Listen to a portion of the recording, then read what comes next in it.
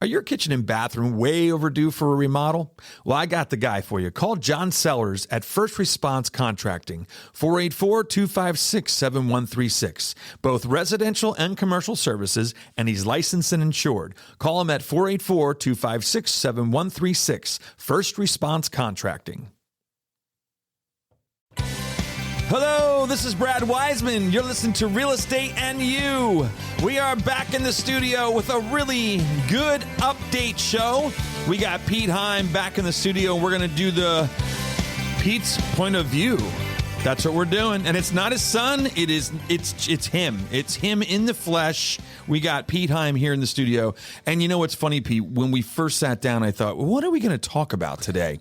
And within 2 minutes, as we're getting ready for the show, it's unbelievable. We have so much to talk about. It's incredible, right? It is. So thanks for coming back. Yeah, man. Thanks for having me, brother. Yeah, I like the tie. It's very nice. I like the red. Red is good for me. You see we have red walls in here. I have red sneakers on again today, like I normally do. Yep.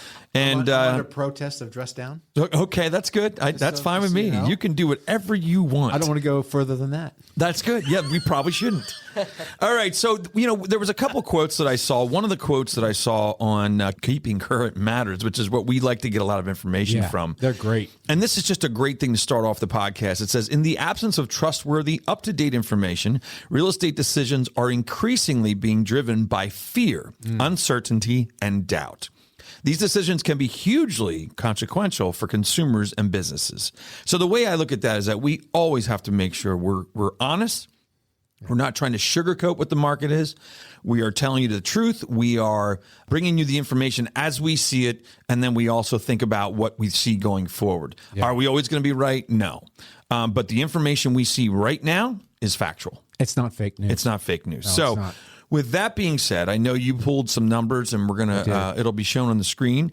But for people in podcast land, there's a graph that you had brought up. Yeah. And that graph basically shows that in 2009, we had 2 million foreclosures, which is just unbelievable. That's real. It's unbelievable. And in 2019, 278,000 foreclosures. Okay. Right. I'm just pulling that up right 2021, there was hardly any. Right. It was almost not even charting. It's barely there.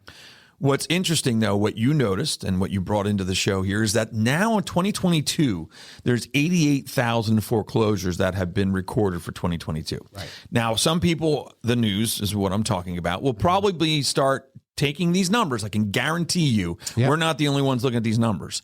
So they're going to look at that number and they're going to go doom and gloom, full bore, straight ahead, saying that the housing market is going to be just like 2009. Yep.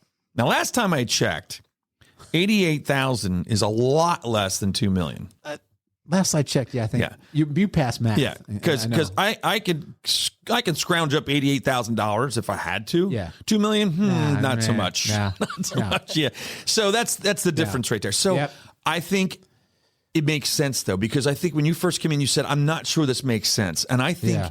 As we started talking about it, it does make sense. If you start peeling it apart and really looking at the information, we started talking about what was the height of the market? Right. When was that? What was 2 years ago or a year and a half? Year and a half ago. That was kind of the height, right? So 21. And when you look at other markets, when we look at these numbers, we can't just look at Berks County, Pennsylvania. We have to look at New York City, L.A., San Diego, Phoenix. San Francisco. Phoenix was the highest. Phoenix was that's right, the one we were tracking for a while. Yep. Phoenix was going bonkers, 30%, 40%. It wound up at 40%. Which is amazing. So now just think about that. And then we are seeing layoffs in some of the major companies. We're seeing some of your big tech companies, Twitter being one that's in the news all the time. Yep. Facebook's laying off people.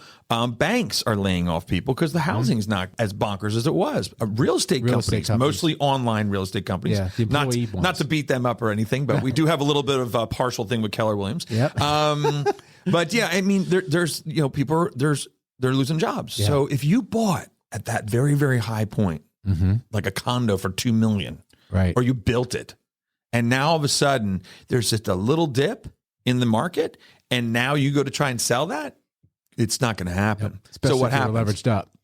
Especially if you're leveraged up. Yeah. If you did it on some program that you financed almost all of it, and now all of a sudden it lost 5% in value, you're underwater. Yep. So I think that's where that 88,000 is coming from. I think so. I don't think that's the everyday person. Oh no, it's not. Because in our area, you could sell the house and get out of it. It's to be okay. Yeah. Yeah. Mm-hmm. So that's just interesting. So I just thought that'd be the first thing to bring up. Because that was a national statistic. Right. That exactly. wasn't Berks County. Right. Exactly. So, exactly.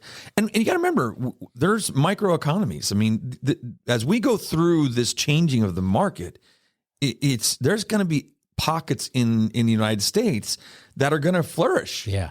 There's going to be pockets in the United States that are going to do worse than anybody else. Yep. It all averages out. Well, we get those lists of where to go in the United States that's experiencing growth. Right now. Do you know what's really, in fact, this is a side subject. It's on the same vein, though.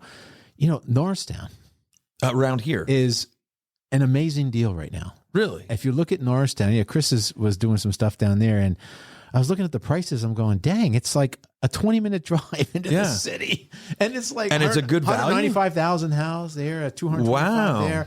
I'm like, what? That's pretty crazy. Right. So there's little pockets like that. Like you said, that's a hyper location. Right? Yeah, it's absolutely. Yeah. So there's other areas obviously around the country like that. So. That's why you got to be careful listening to just national news. Yeah. You have to kind of look at the local level, because that's really what matters to us. Absolutely. What's happening in our backyard is really what's going to affect the people in the communities that we are aware of. Yeah, absolutely. So what else you got there, man? Okay, man. So I checked the active listings this morning. Yeah, they're going down. 396, everybody. Under 400. Unbelievable. Now you take out Reading. We were close to 500 at one point. We were. I don't think we went over. Did we? I'm not sure if we did. No, I don't think we did. I don't think we did. It was just shy. Yeah. But 96 of those are in the city.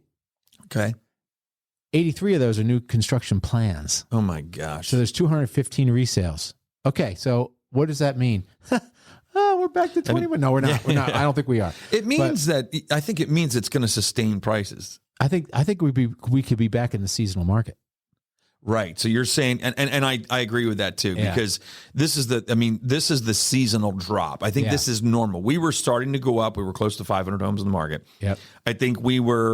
I think this is a normal seasonal drop because of holidays. Sure. Yeah. Most people, well, not everybody though, because only the serious people are looking usually around this time. Exactly. And so there's plenty of action going on. Yeah. It's just it's not the big flux of it, which is like usually at the spring market used to be that way. I'm getting a lot of calls already though, Pete, from past customers saying that they want to do either A or B in January or February or March. Like I'm already getting people saying, well, we're not doing it now, but I just wanted to let you know that this is what we're going to do.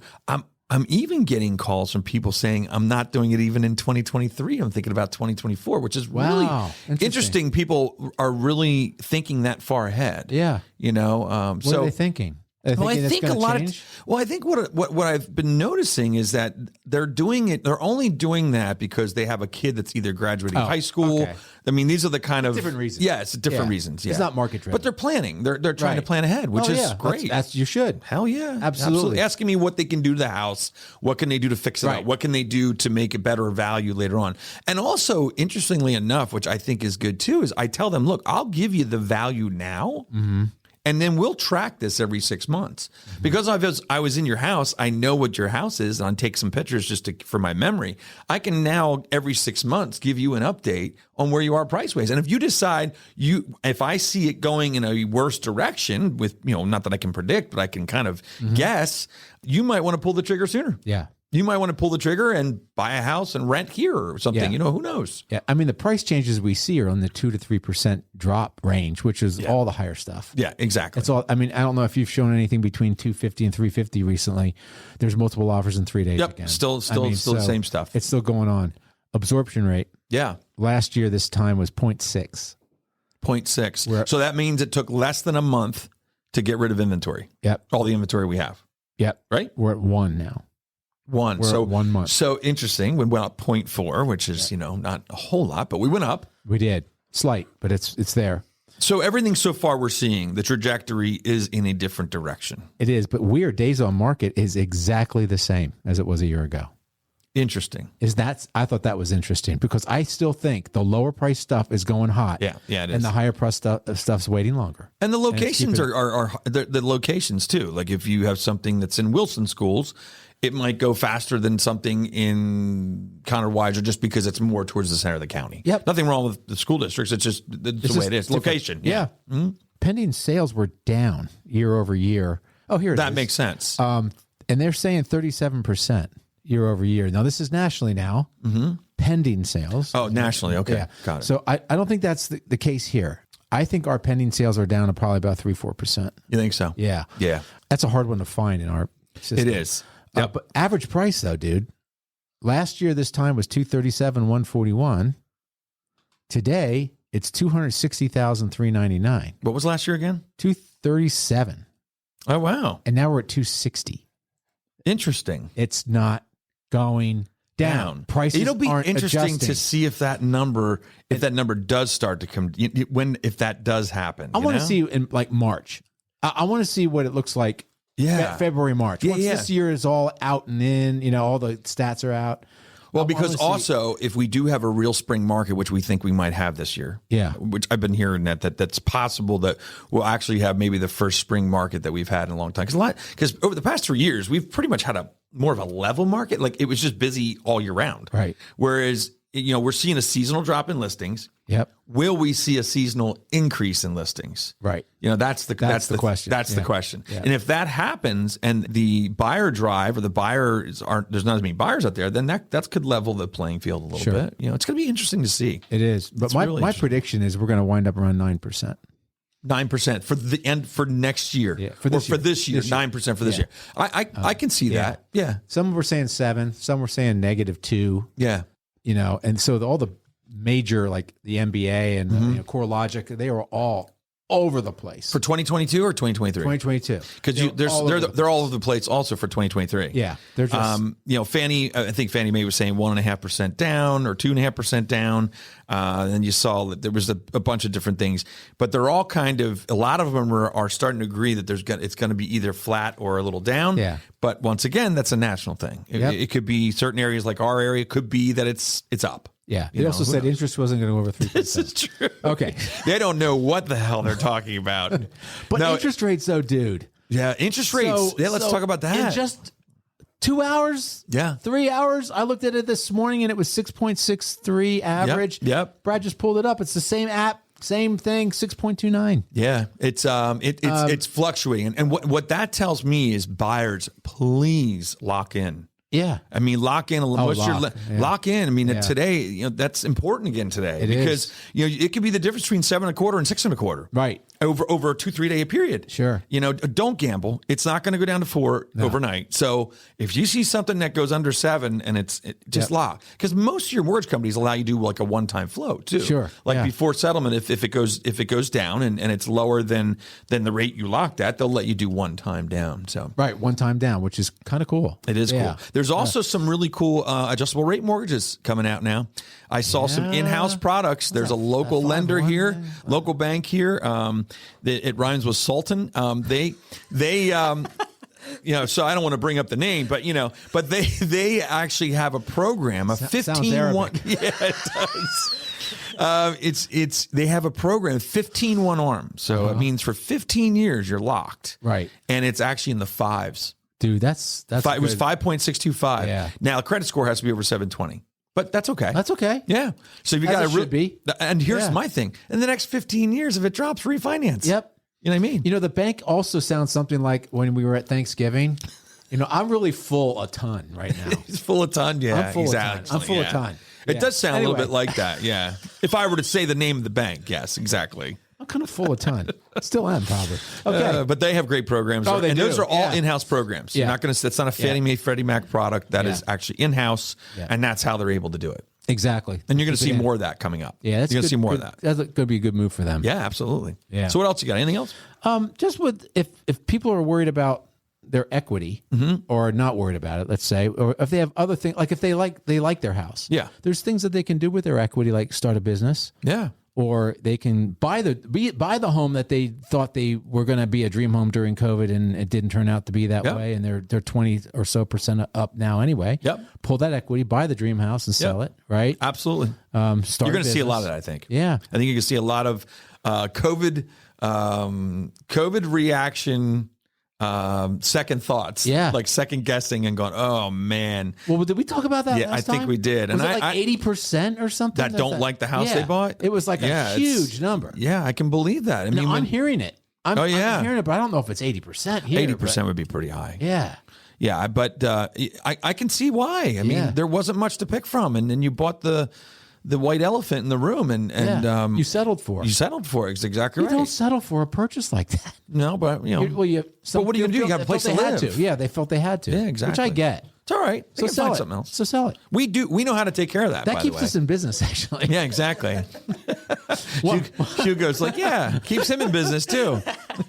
So it was another quote that I saw, another thing that was on Keeping Current Matters, and this was good too. It says, if you can find a house that meets your financial expectations for a monthly payment, and it's a good time to buy it's a good time for you to buy. So it means it's the right time. Right. Then do it. Yeah. And then it says, and if you wait for prices to fall, but they never do, you may discover the hard way that the house that you found a year ago that you really loved, that you passed up, is now more expensive in the next year. So basically, what does it say? If you can do the monthly payment and you find the right house, buy the house. Yeah. Because one thing we definitely know is over time, homes go up. Yep. Just period. They go up. They do. And I don't see us getting any kind of a major depreciation in homes with the inventory issues that we have. Right. I don't care what the rates do. I don't care whatever. If we have more buyers than we have homes, that's a supply issue, and it's going to keep the prices where they are. Yep. And possibly higher. Yep. Unless we stop having babies tomorrow. Right. Exactly. You know what I mean? And I don't think anybody's doing that. I don't think it's just too fun. Yeah. So, so I think that's good information. I think we have to keep saying that regardless of what happens. And, it's different that it's not your primary residence. It's not a investment portfolio. Right. I mean, yes, real estate's an investment. Yeah. But when you're buying the one you live in, that's different. Well, Robert Kiyosaki says your house is not an investment. It's not an asset. He does say that. It's not an asset. Because it costs you something to live in. Exactly. Which makes sense. But you need a place to live. Right. And you do build equity wealth. Absolutely. Too. So one last word of caution on the big statement of the day is where you marry the house. Oh, yeah. And you date the rate. Yep. Okay. Yes. We agree with that. Yes. However, you just got to be careful. You just be careful with that phrase. Why is that? Okay. Well, I mean, because if you are dating a rate, and which is kind of weird, right? Is she hot? Well, you're going. That's the question I have. 2.47. It's a weird name too. Yeah. Really weird name. Yeah, I know. This is my girlfriend. Her name's Rate. Rate. Go ahead. So what do you say? Name's interest. But, exactly. But my point is that you got to make sure that you're able to afford that higher rate. Don't do it getting in expecting it to come down. Yes, exactly. That was my point. You need to still be able to buy groceries. Yeah, exactly. Yes, and that's why that 88,000, like you mentioned, some people lost jobs or something like that. So totally if you can do that and you're comfortable with that, great. Date the rate. Absolutely. You don't want to divorce the house. No, don't divorce the house. Not good. The word divorce is never good. That's right. That's right. See, Hugo knows. Yeah, he's a marriage counselor. That's right. That's right. That's right. That's why I do on Saturday nights. Saturday nights he does marriage counseling. That's pretty funny, right there. You're moonlighting there. I know. Yeah. Very cool. Lots of information, man. Thanks so much, Pete, for coming out. I appreciate it. That was a good show, packed with all kinds of information. And we'll make sure we bring Pete back every single month. We're going to be doing the second Thursday. It'll be airing the second Thursday of every month at 1 p.m. Please come back and listen. You will not be disappointed because we have lots of information to talk about. All right, that's about it. We'll see you next Thursday, 1 o'clock. Thank you.